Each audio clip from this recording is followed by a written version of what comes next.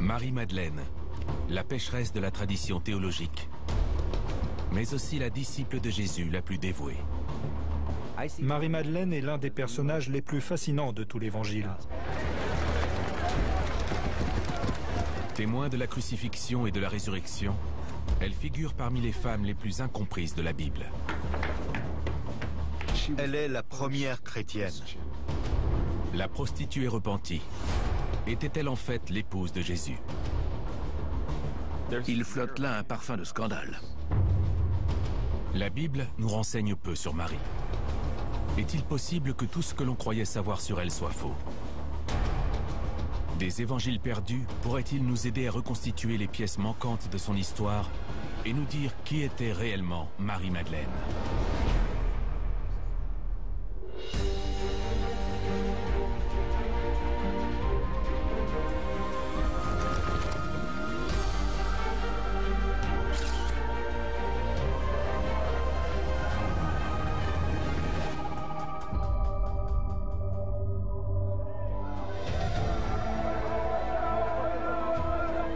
Aujourd'hui, Marie-Madeleine est vénérée par de nombreux chrétiens pour l'amour compassionnel qu'elle portait à Jésus. Je pense que Jésus était tout pour Marie. Elle a assisté à sa crucifixion, mais surtout à sa résurrection. Elle est la première personne à qui le Christ ressuscité est apparu. Ne soyez pas dans la peine, ni dans le doute, car sa grâce vous protégera. Pourtant, la Bible donne très peu de détails sur la vie de Marie-Madeleine. Le Nouveau Testament ne la mentionne que 12 fois.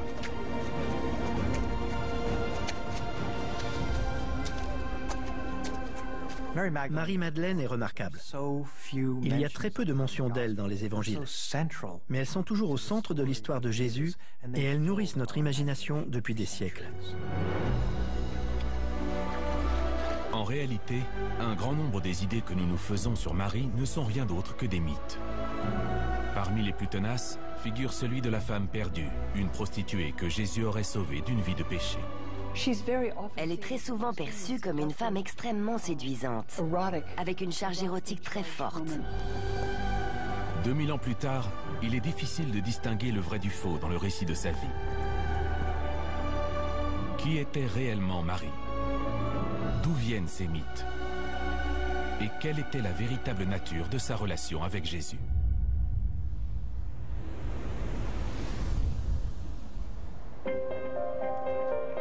Le mythe selon lequel Marie était une prostituée vient d'un événement clé décrit dans l'Évangile selon saint Luc.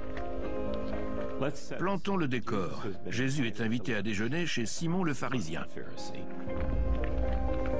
Et une femme dans la ville, qui était une pécheresse, ayant appris qu'il était à la table de la maison du pharisien, avait apporté un vase d'albâtre plein de parfums. La Bible nous dit qu'une pécheresse, une femme que l'on pense être une prostituée, vient rendre visite à Jésus. Va-t'en! Va-t'en! Sors d'ici! Jésus laisse entrer cette femme et la laisse lui oindre les pieds de parfum et donc le toucher. C'est ça la grande affaire. Il ne peut donc pas être un prophète ni un personnage messianique. Il ne laisserait jamais quelqu'un comme ça le toucher. Ses fidèles voient cette visite comme une provocation. Mais ce qui les choque encore plus, c'est la réaction de Jésus.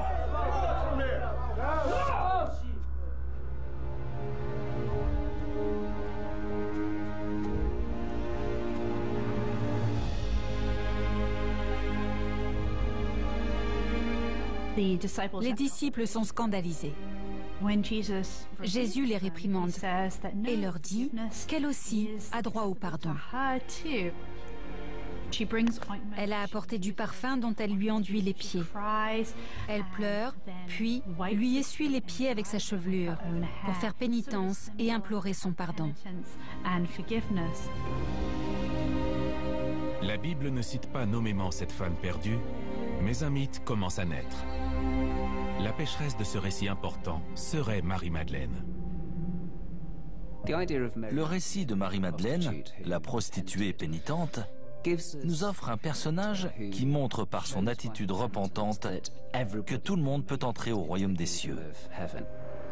Les 4 évangiles canoniques, Matthieu, Marc, Luc et Jean, rapportent tous qu'une femme est venue voir Jésus et lui a frotté les pieds d'un parfum onéreux.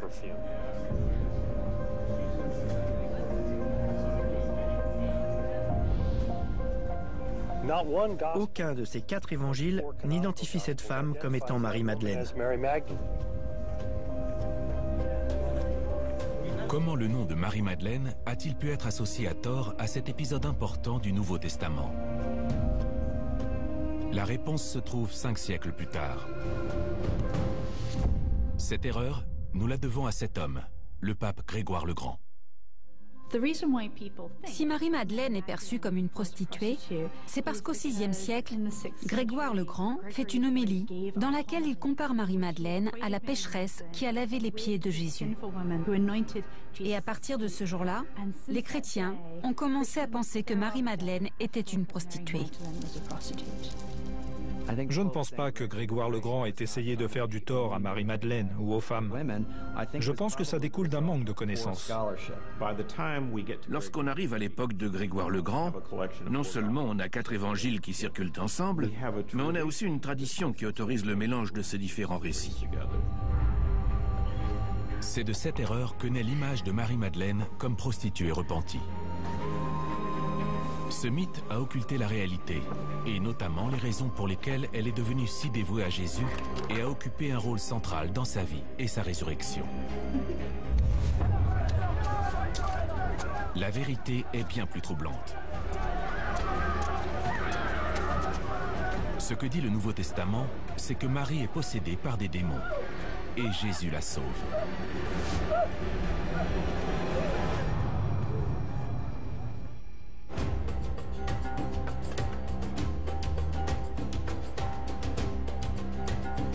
D'après la Bible, le ministère de Jésus commence près de la mer de Galilée, où il réunit ses premiers disciples. C'est ici, sur le rivage nord-ouest de la mer de Galilée, que les évangiles situent le plus souvent les activités, les miracles, les enseignements de Jésus. L'un des villages s'appelle Magdala. Est-ce ici que Jésus a rencontré Marie? Marie-Madeleine, c'est Marie de Magdala. Elle venait de Magdala, un village qui se trouve derrière moi. Une femme souffre. Selon l'évangile de Saint Luc, elle serait possédée par des démons. Cette femme, c'est Marie. Nous savons que Marie est possédée par 7 démons. Ce doit être pour elle quelque chose de très traumatisant. Et elle n'a pas connu le moindre répit avant de rencontrer Jésus.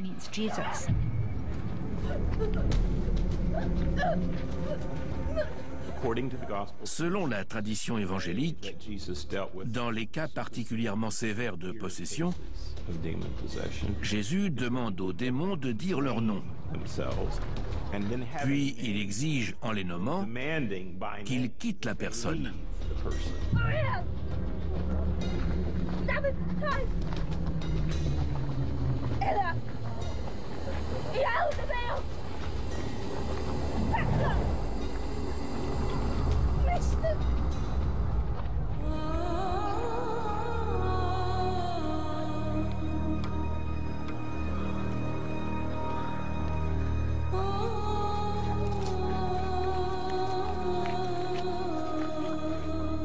Il est difficile d'imaginer à quel point ça doit être marquant pour elle de se sentir enfin libérée, guérie et entière.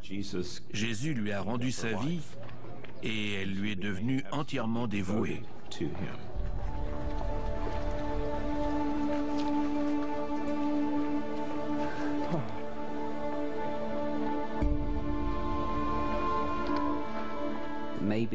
Marie souffrait peut-être d'une maladie psychiatrique ou de dépression. Quoi qu'il en soit, sa rencontre avec Jésus a changé sa vie.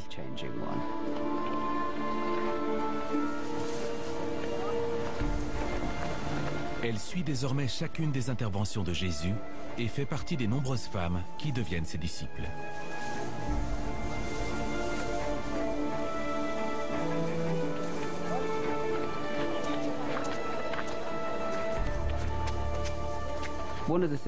Il faut savoir que Jésus a un groupe de disciples très divers.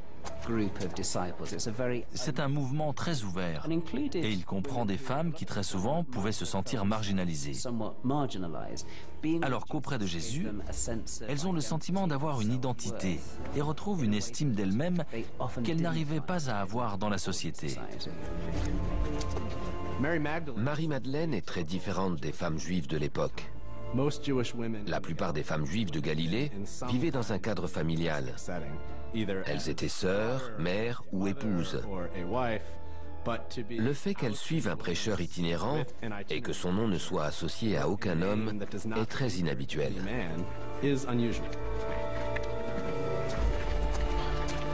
Qui plus est, le rôle de Marie semble aller au-delà de celui d'une simple disciple spirituelle. Entre autres choses, Marie a apporté au mouvement de Jésus une aide financière. Elle avait de l'argent. Elle faisait partie des femmes qui subvenaient aux besoins de Jésus pendant sa mission.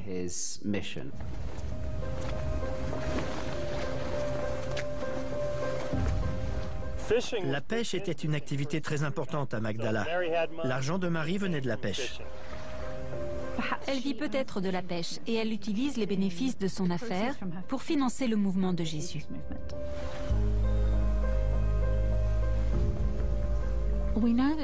Nous savons que Jésus essayait de s'adresser aux femmes. Donc naturellement, il a dû chercher à s'entourer de femmes qui avaient de l'influence, qui avaient du crédit auprès des autres femmes.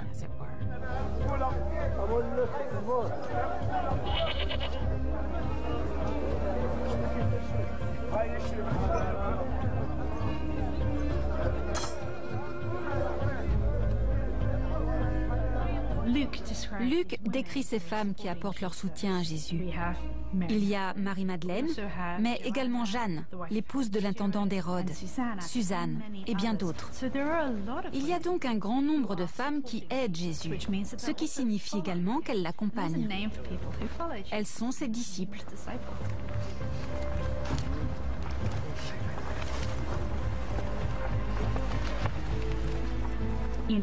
Lorsqu'on tient les cordons de la bourse, on a du pouvoir. On exerce un contrôle.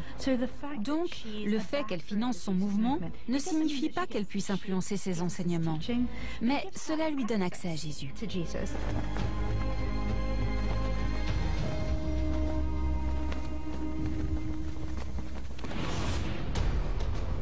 Marie suit Jésus pendant les nombreux mois où il prêche en Galilée.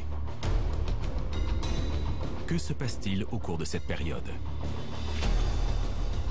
Une étonnante découverte faite en Égypte en 1945 laisse entrevoir une réponse stupéfiante.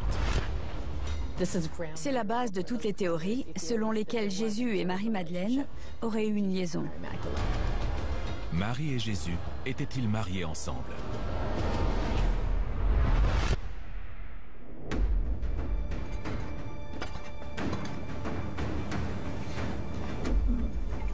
En décembre 1945, près du village de Nag Hammadi, en Égypte, un paysan fait une découverte étonnante.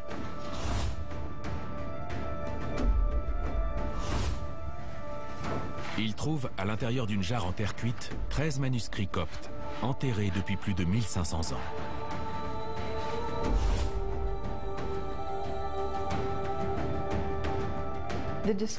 La découverte de ces autres textes suggère que ce que nous appelons le christianisme ne représente qu'une petite partie de ce qu'étaient ces traditions.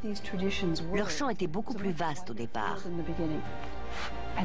Et pour la première fois en plus de 1000 ans, en 1500 ans, nous découvrons qu'elles sont bien plus nombreuses. Bien qu'il s'agisse d'évangiles, ces textes ne figurent pas dans la Bible. Ils ont été écrits par des auteurs différents de ceux du Nouveau Testament. Ils décrivent une tension grandissante entre Marie-Madeleine et les autres disciples de Jésus.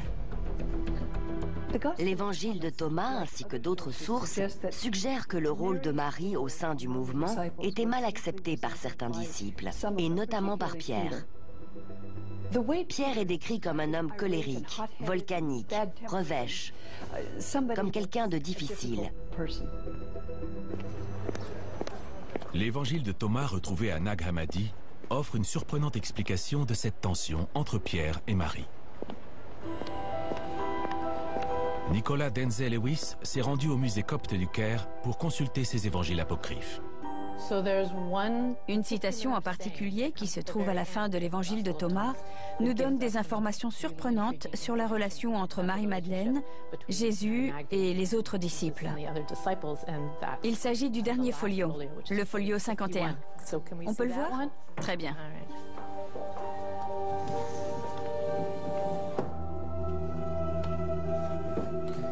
Le voilà. Magnifique. Dans la citation 114, nous assistons à une petite dispute, une petite querelle. L'évangile de Thomas rapporte un échange violent au cours duquel Pierre exprime son ressentiment à l'égard de Marie. Que Marie nous quitte, car les femmes ne sont pas dignes de la vie. Il lui demande de chasser Marie parce qu'une femme n'est pas digne de la vie spirituelle. Tout comme dans la tradition juive, on ne doit pas enseigner la Torah aux femmes.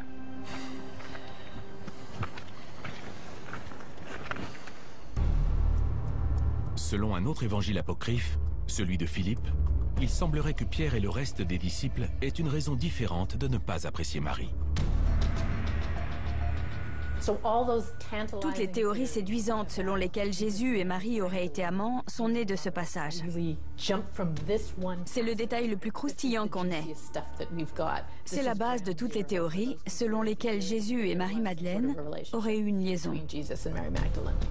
Dans les premières communautés chrétiennes, la plupart du temps, les missionnaires étaient des couples missionnaires. Il est donc logique que Jésus lui-même ait fait partie d'un couple missionnaire. En tant qu'homme juif au 1er siècle, il aurait été tout à fait plausible que Jésus ait été marié au cours de sa vie. Le sujet est grave. Si Jésus, le Fils de Dieu, était marié, il avait peut-être des enfants. S'il avait une relation intime avec une femme, on veut le savoir. Et s'il a eu des enfants, il y a peut-être des gens qui se baladent aujourd'hui avec du sang sacré dans les veines. Il y a une page en particulier que j'ai hâte de voir. C'est la 63-64.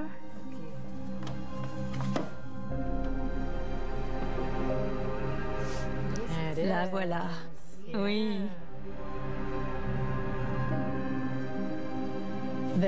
Il y a deux passages dans l'évangile de Philippe qui révèlent quelque chose d'intéressant sur la relation entre Jésus et Marie-Madeleine. Dans le premier, Jésus lui-même se réfère à Marie-Madeleine comme étant sa compagne ou son épouse. Il est clairement dit que Jésus aime Marie-Madeleine plus que les autres disciples. Pourquoi l'aimes-tu plus que nous tous? Pourquoi ne vous aimais-je pas comme elle? Et il y a un autre passage où il l'embrasse.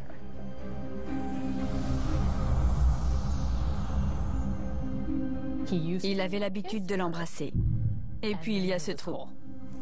Le texte est perdu. Nous ne savons donc pas où il embrassait Marie-Madeleine. Et il y a un trou justement à cet endroit-là. Que disait le texte? Que Jésus l'embrassait sur les lèvres? Ou était-ce un baiser moins osé, d'un caractère moins sexuel? L'embrassait-il sur le front, sur les pieds?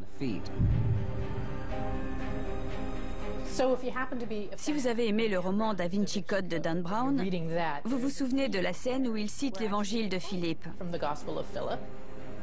Jésus aimait Marie-Madeleine plus que les autres disciples et l'embrassait souvent sur la bouche. C'est à ce passage qu'il fait référence. Seulement, lorsqu'on voit le manuscrit, on s'aperçoit que ce n'est pas aussi clair. Même les évangiles retrouvés à Nag Hammadi ne comportent aucune preuve fiable que Marie et Jésus aient eu une relation amoureuse. Toutefois, ces récits apocryphes confirment ce que dit la Bible. Jésus et Marie étaient très proches. L'idée que les évangiles ne mentionnent pas la femme de Jésus, s'il en avait une, ne tient pas debout. Il est donc plus probable que Marie ait été une amie très proche, une disciple, mais pas son épouse. Ce que dit l'évangile de Philippe, c'est qu'il y a une relation privilégiée entre Marie-Madeleine et Jésus, que Jésus tient plus à elle qu'aux autres disciples. Et c'est tout ce qu'il nous dit. Toutefois, Certains universitaires pensent que le texte de Nag Hammadi montre une réelle tension entre Marie et Pierre.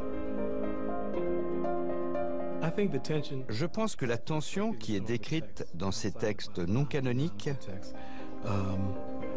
reflète réellement la tension qui existait entre Pierre et Marie.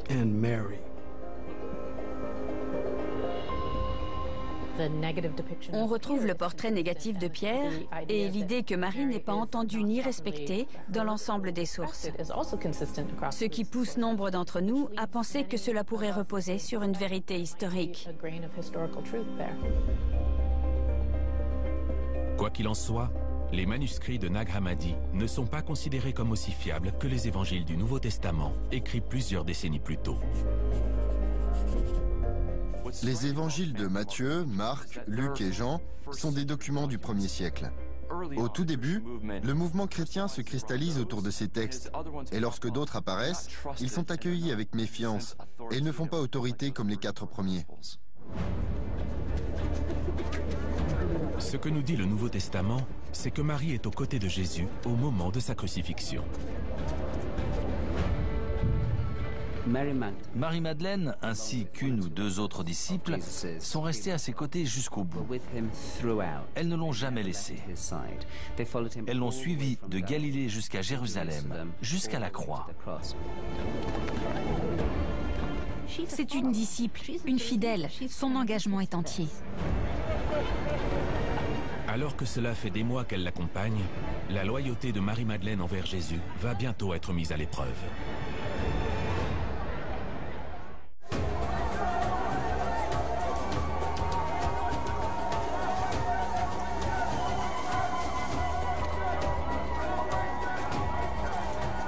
Quelques jours à peine avant de mourir sur la croix, Jésus emmène ses disciples à Jérusalem pour la Pâque juive.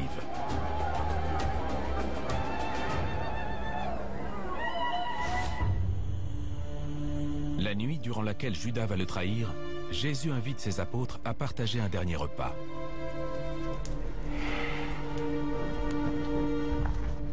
Jésus doit faire ce repas dans le plus grand secret. Il ne veut pas que les autorités sachent où il se trouve, parce qu'il est très important qu'il finisse son dernier prêche et son dernier repas avant d'être arrêté violemment.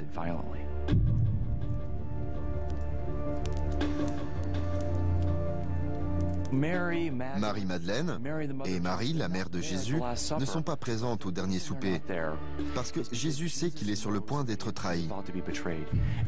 Il sait que son arrestation pourrait être très violente, très dangereuse.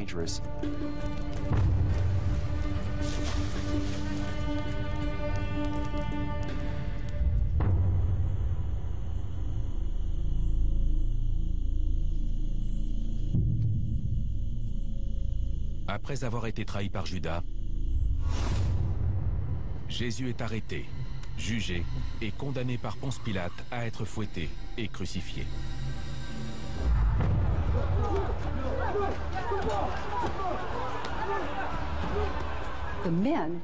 Les hommes ont fui parce qu'ils pouvaient eux aussi être arrêtés avec Jésus pour insurrection. Ils auraient pu aussi être crucifiés.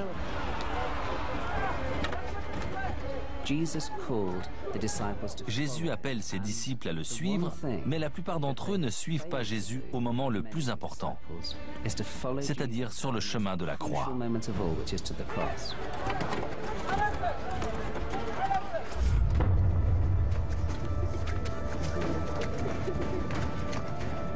Mais Marie l'a compris et elle l'a suivi jusqu'à la croix.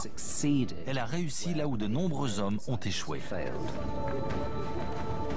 Quelle épreuve cela a dû être pour Marie, la mère de Jésus, et pour Marie-Madeleine. La dernière fois qu'elle l'avait vu, il était en train de prêcher, en bonne santé, plein de vie.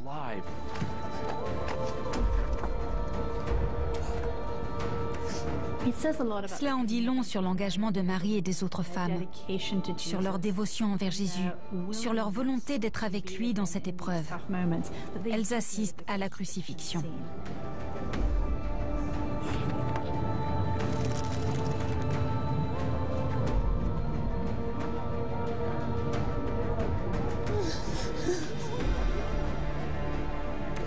Je pense que Marie et les autres femmes ont montré qu'elles étaient prêtes à accompagner Jésus jusque dans la mort. Elles étaient là pour lui. Et elles ne savaient pas si elles auraient une vie après Jésus.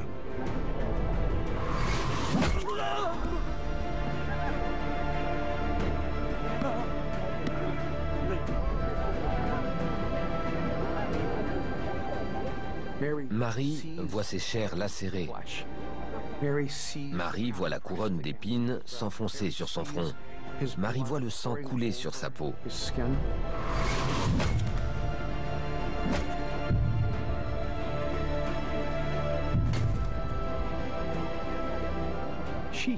Elle entend ses cris. Elle ressent sa souffrance. Et elle sait que tout cela, c'est par amour.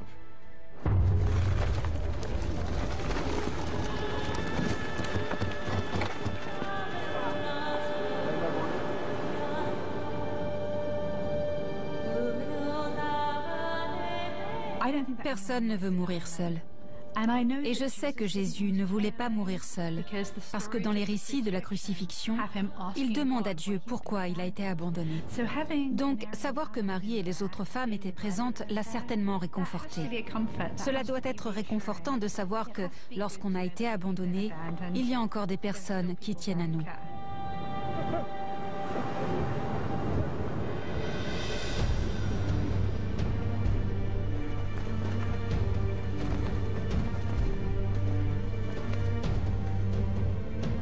Marie-Madeleine fait quelque chose que nous pouvons tous faire lorsque nous sommes confrontés à la souffrance. Elle est présente. Elle ne peut pas soulager la souffrance de Jésus, ni l'arracher à la croix.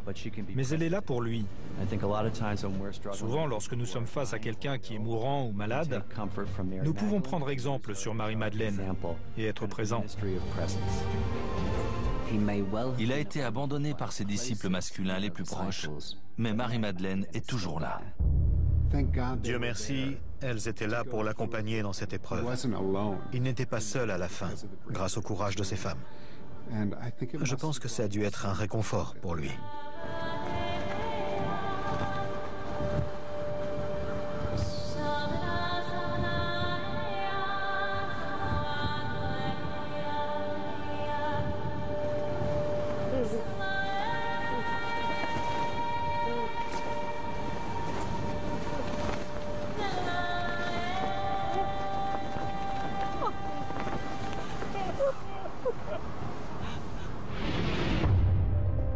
La profonde affection de Marie-Madeleine pour Jésus ira au-delà de sa mort. Et Jésus choisit Marie comme témoin de sa résurrection.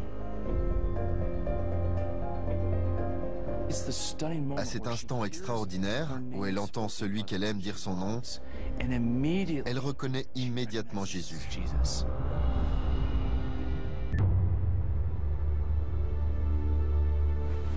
Le soir de sa crucifixion, le corps de Jésus est descendu de la croix.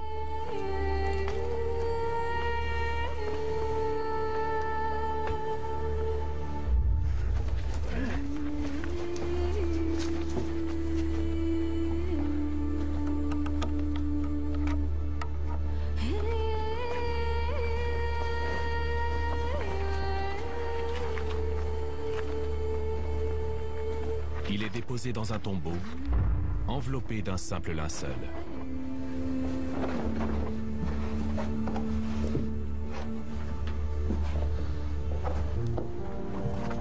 Le tombeau est ensuite fermé à l'aide d'une pierre.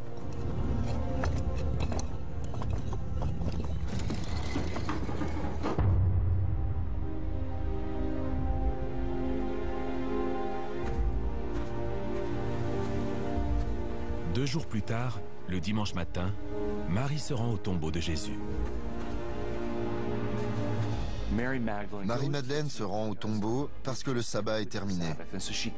Elle n'a pas pu y aller pendant toute la durée du sabbat pour prendre soin du corps, conformément à la coutume juive. Le fait qu'elle veuille continuer à l'aimer en prenant soin de sa dépouille montre clairement qu'elle pense qu'il est vraiment mort. Procéder à l'onction de Jésus et pleurer sa mort sont une étape essentielle de son travail de deuil.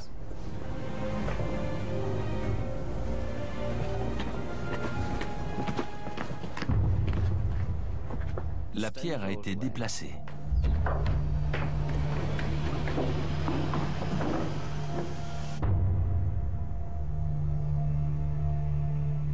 Et le corps a disparu.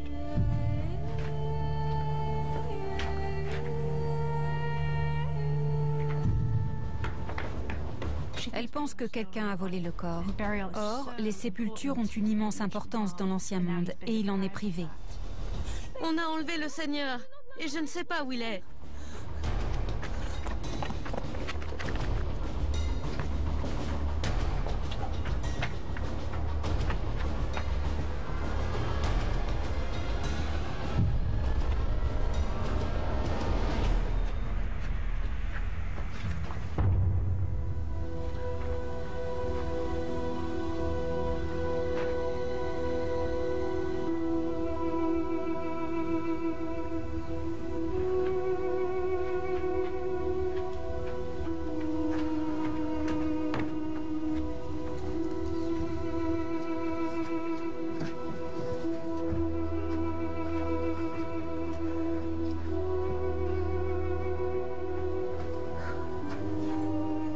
Elle regarde de nouveau à l'intérieur.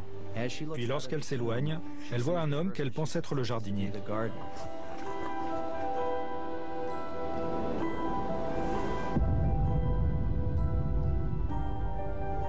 Seigneur, si c'est vous qui l'avez emporté, dites-moi où il est, que je puisse le reprendre.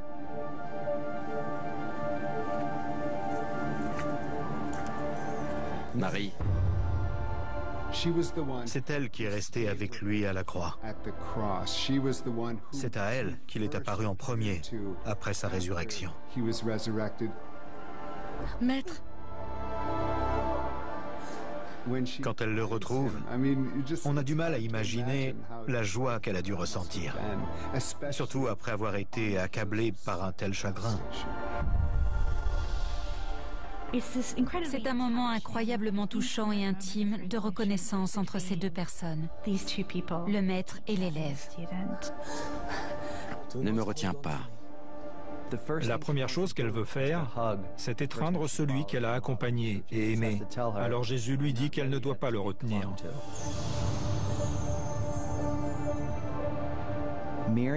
Marie-Madeleine est la première à qui le Christ ressuscité apparaît.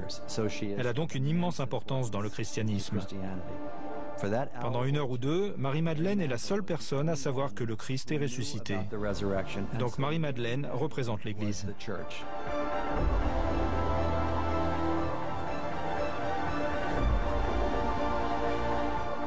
Bien qu'elle ait eu un rôle central au moment de la résurrection, Marie disparaît ensuite de l'histoire de l'Église primitive.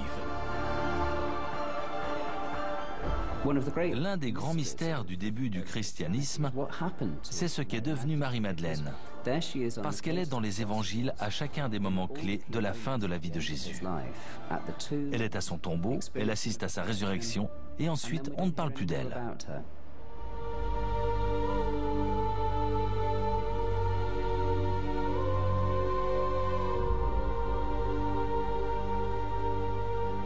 On ne sait pas ce qu'est devenue Marie-Madeleine après la résurrection. Elle semble disparaître de l'histoire de l'Église primitive.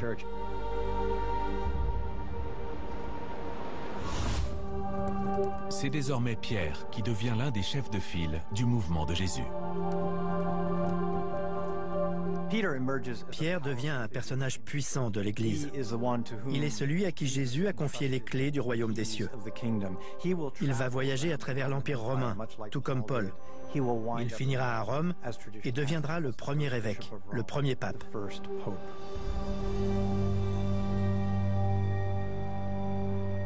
Marie-Madeleine n'est plus connue que comme cette prostituée repentie. Son histoire et son importance diminuent. Plusieurs siècles plus tard, la découverte d'un autre texte historique fournit une piste séduisante quant à ce qu'il a pu advenir de Marie-Madeleine après la résurrection. En 1896, un érudit allemand fait l'acquisition d'un livre ancien. L'ouvrage se trouve dans le musée égyptien de Berlin jusqu'à ce qu'il soit enfin publié en 1955. Il s'agit de l'Évangile de Marie.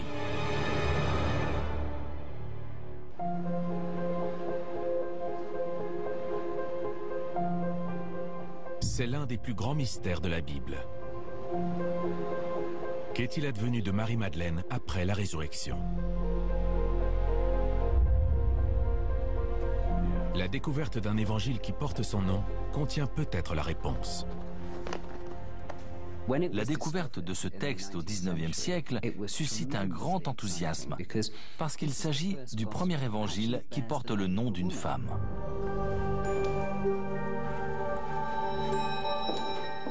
Nicolas Denzel-Lewis a fait le voyage jusqu'à Berlin pour le voir. C'est un document extrêmement important. J'ai hâte de le voir pour la première fois. La boîte va être ouverte. Le voilà. Regardez. Il reste si peu de pages de ce qui fut jadis un long texte. Oui. Oui. Et voici le début. Voici le début. Ce n'est pas vraiment le début, bien sûr, puisqu'il manque les premières pages. Cet évangile perdu pourrait-il faire la lumière sur la mystérieuse disparition de Marie après la résurrection?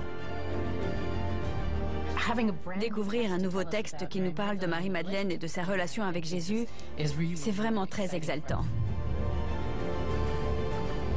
Cet évangile commence après la résurrection de Jésus. Pierre, j'ai vu le Seigneur. Dis-nous les paroles du Sauveur, dont tu te souviens, que tu sais, mais que nous ne connaissons pas ou n'avons pas entendu. Ce qui ne vous a pas été donné d'entendre, je vais vous l'annoncer. Ce qu'il faut retenir, c'est que c'est Marie qui fait des révélations aux autres disciples.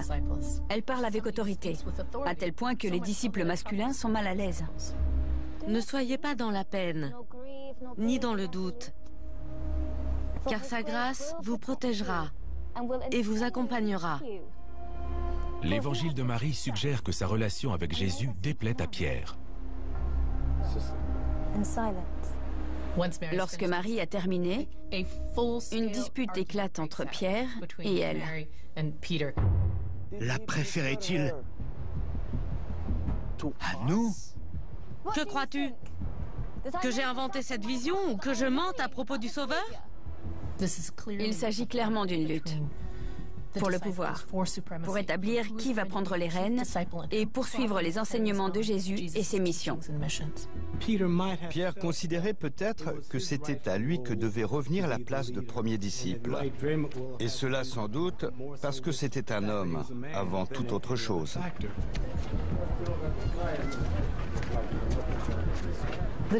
Ce qui ressort de cet évangile, c'est que le rôle de premier disciple revient à Marie plus qu'à Pierre, et que c'est elle qui devrait prêcher, comme les hommes. À la fin de l'évangile, Marie s'en va et prêche avec eux. J'ai vu le Seigneur Jésus-Christ en vision. L'évangile de Marie est le seul évangile connu qui décrit Marie-Madeleine comme figure de proue de l'Église primitive. Mais quel crédit peut-on lui accorder? Les événements dépeints ont-ils vraiment eu lieu? Nous savons que ce n'est pas Marie-Madeleine qui a écrit cet évangile. Le style du texte, le vocabulaire utilisé, nous indique qu'il a été écrit au milieu du IIe siècle, donc bien après sa mort. Si cet évangile ne peut pas être considéré comme une source historique fiable, il fournit tout de même un élément. Une possible polémique sur le rôle des femmes dans l'Église primitive. Je pense que ce qui est vrai historiquement, ce sont les tensions entre hommes et femmes au sein de l'Église. Ce que montre l'évangile de Marie, c'est que les premiers chrétiens essayaient encore de définir ce que devait être le rôle des femmes dans l'Église et le rôle des apôtres, s'il fallait que ce soit uniquement des hommes. Au fil du temps, on constate que les femmes qui avaient un rôle très central au sein de l'Église sont reléguées à des rôles secondaires, périphériques.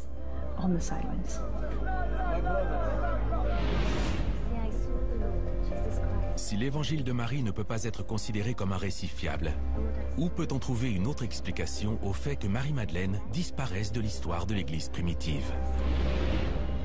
Lorsqu'on pense à Marie-Madeleine, très souvent, on imagine une femme séduisante, à la chevelure ondoyante, à peu près du même âge que Jésus et indéniablement très belle. Mais ce n'était peut-être pas le cas. Marie-Madeleine était-elle bien plus âgée? L'image que nous nous faisons d'elle depuis plus de 1500 ans est-elle complètement fausse? Il est possible que ce soit une riche femme d'affaires indépendante. Elle a peut-être la soixantaine. Elle a travaillé dur et sur la fin de sa vie, elle s'intéresse à la spiritualité, au développement spirituel. Je pense que Marie-Madeleine était sans doute une femme riche.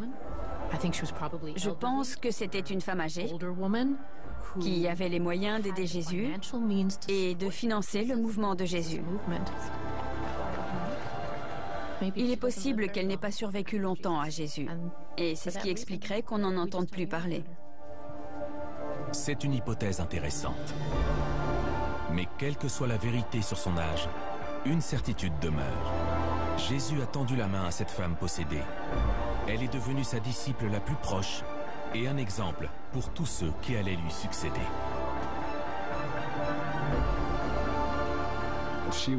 Elle avait une connexion spirituelle profonde avec Jésus. Elle comprenait sa mission. Elle l'a accomplie et elle a proclamé qu'elle était la première chrétienne.